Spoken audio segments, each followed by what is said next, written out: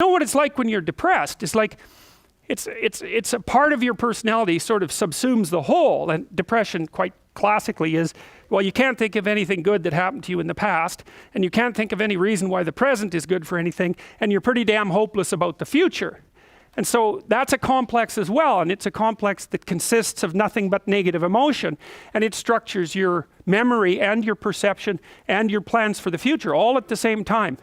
Now, Freud had a very lengthy list of ways that people could be treacherous towards experiences they had that they wanted to repress, and so he called them defense mechanisms. This is how you fool yourself into believing that you don't have to take into account a certain set of negative experiences. You know, it's like, well, we'll go through them. Repression, okay, well, we talked about that. Denial, well, denial is a very complicated one.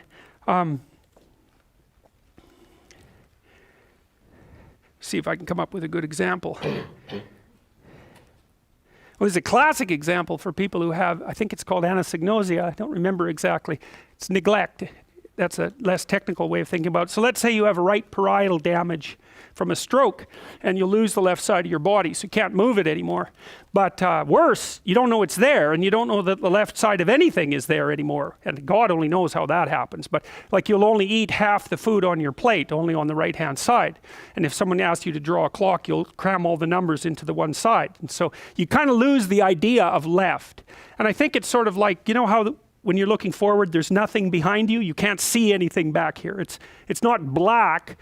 It's not even gone. It's just simply not there at all. And so if you could imagine that sort of stretching around halfway, that seems to be something what neglect is like. But anyways, if you take someone with neglect, according to Ramachandra, and if you irrigate their ear with cold water, the ear on the opposite side, then they'll kind of have a little convulsion, and then all of a sudden they become aware of their missing left side. If you talk to them before you do the irrigation, you say, well, what's up with your left arm? And they'll say, well, my arthritis is bothering me and I don't want to move it. They come up with something that sounds akin to denial, you know.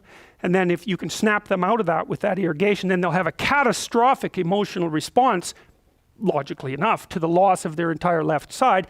And Ramachandran reports that lasting about 20 minutes, and then they'll snap out of it and go right back into the denial.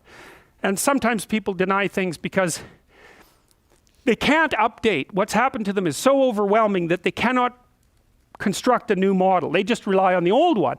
And you see this, well, imagine first that you've just had a tooth pulled and you know how long your tongue takes to like remap the inside of your mouth. It's really hard to come up with a new concept of you if something catastrophic happens.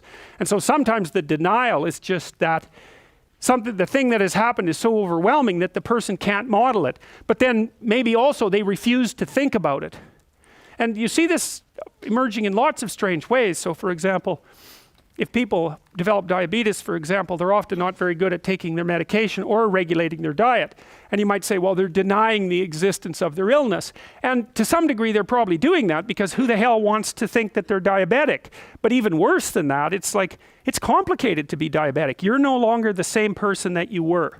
And so you have to learn a whole bunch of new ways to be this new person. What to eat, when to eat, how to check your blood. You have to be careful whenever you go out and eat. Like, there's 100 new things a day that you have to learn.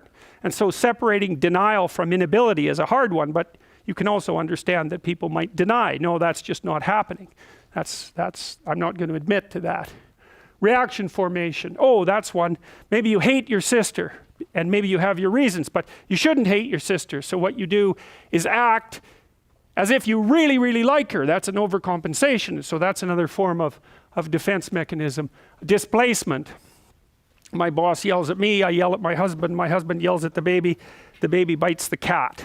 Well, they're not really dealing with the problem, which is the boss. It's just pushed on down the road. And identification, you're bullied. And instead of coming to terms with the fact that bullying occurs, you start bullying other people. Rationalization, well, you know what that means already. You know, maybe you don't do your homework, you're procrastinating. I bet you can come up with 15 rationalizations, no problem, for why it's actually not necessary for you to do your homework right then. intellectualization, well, Woody Allen's movies are about like that. He's got all these neurotic problems, but he's smart, and so he can come up with intelligent reasons why he's so messed up, even though he knows he's messed up and it doesn't help.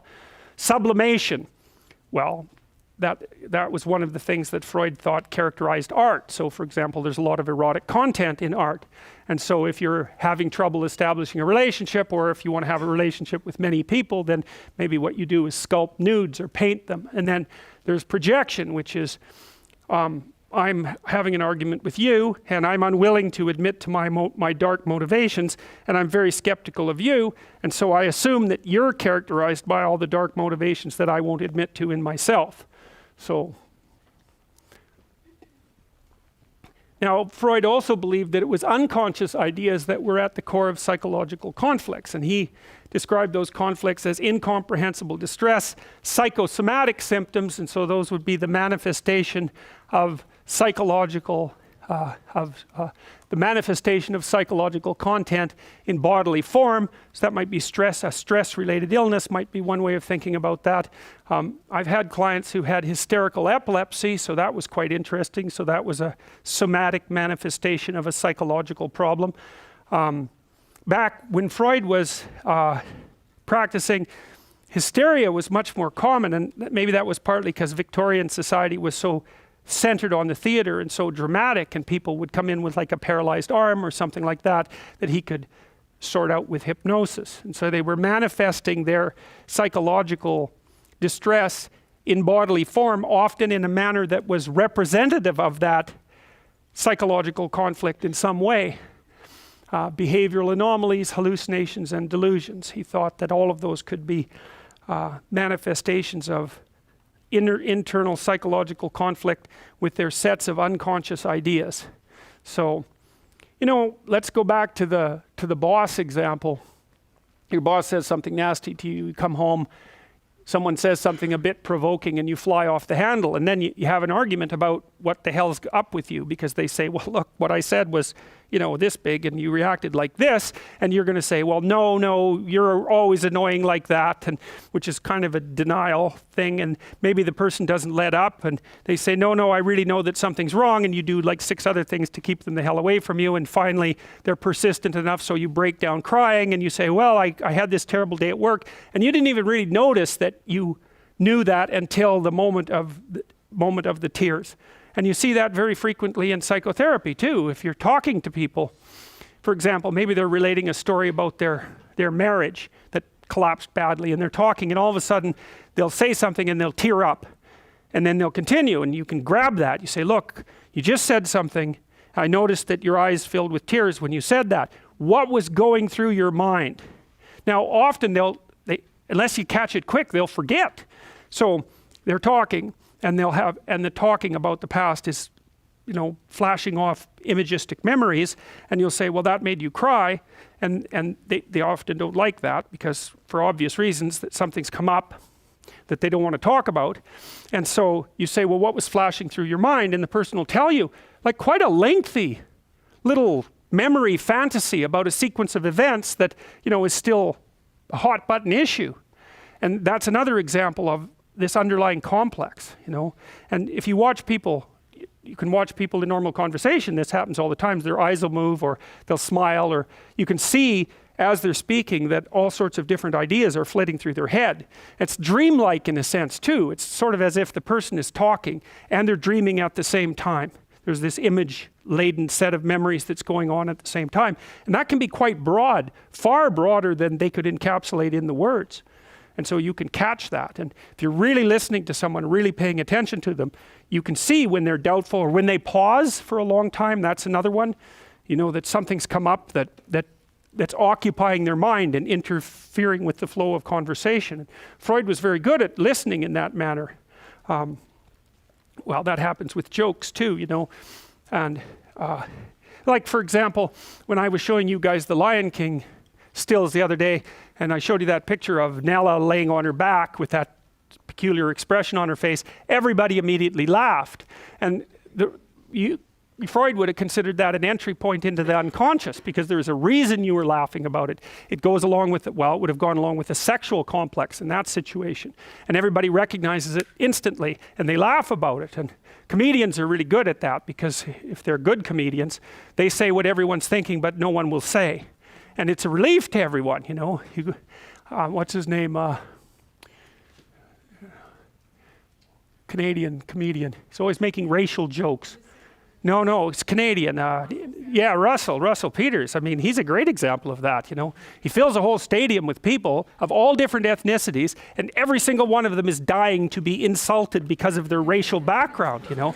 It's a relief to everyone. So he insults the Arabs, and then he insults the Jews, and then he insults the Christians, and everybody's going, oh, I'm so glad finally someone said that. You know, so he's speaking to part of their unconscious, and it's the part that's actually uncomfortable with all of that kind of discussion being repressed and staying below the surface. It's way too weighty for people.